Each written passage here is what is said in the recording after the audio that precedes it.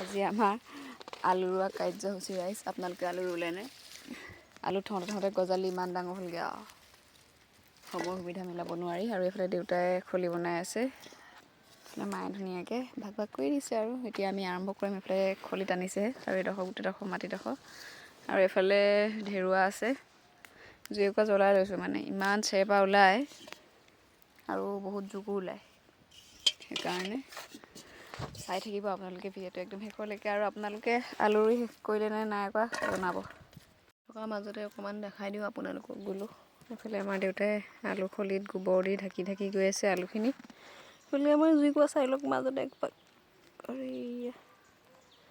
আকৌ এতিয়া খলি বনাব লাগিব, তাৰ পাছতহে ৰুব পাৰিম।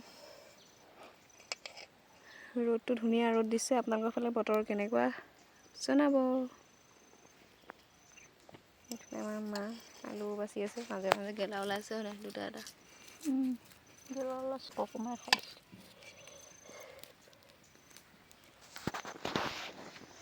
আৰু এইফালে মইজনী, আৰু এইফালে আমাৰ ঢেৰুৱা শাক আছে।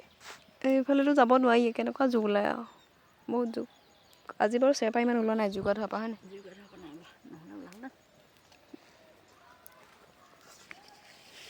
এইফালে মা দেউতাই গোবৰ দিয়াত ব্যস্ত আলু খলিত।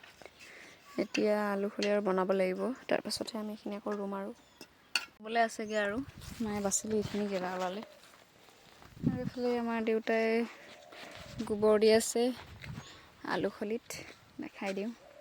আৰু মানে খলি বনোৱা নাই, সেইকাৰণে আৰু 2-3 লাইনমান যাব। আৰু তাৰপিছত আমি আজিলৈ আলু ৰোৱা কাৰ্যসূচী সামৰি দিম। এইফালে গোবৰ দি আছে। আৰু এইফালে আমাৰ বাৰীখন দেখা পাইছেই নহয়, একদম মানে মন যোৱা নাই মাত মাতিবলৈ, যিটো ৰ'দ তাতে অকণমান স্বাস্থ্যটো অকণমান বেয়াও। আৰু এইফালে আমাৰ মা।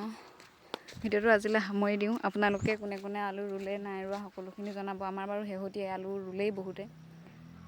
আৰু এতিয়াও যদি কাৰোবাৰ আছে আলু ৰুবলৈ জনাবচোন। আমিয়ে নে শেহতীয়া নে আপোনালোকে আছে এনে হয় আমাৰ আলুটো বহুতে ৰুইয়ে শেষ কৰিলে ন।